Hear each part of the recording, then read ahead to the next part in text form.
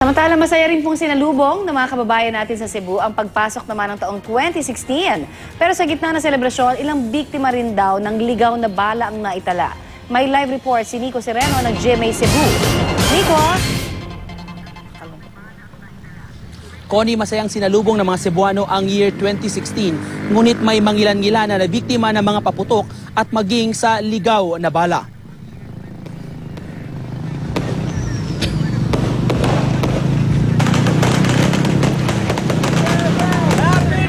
Nakabibinging putukan at makukulay ng mga fireworks.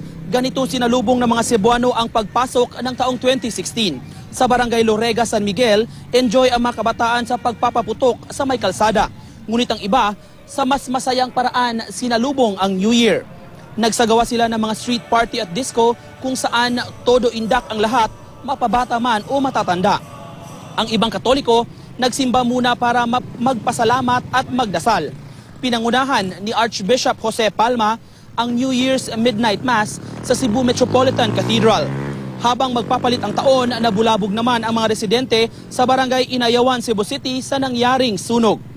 Agad na nilamon ng apoy ang isang abandonadong bahay at bilyaran mag-aalas 12 kanina.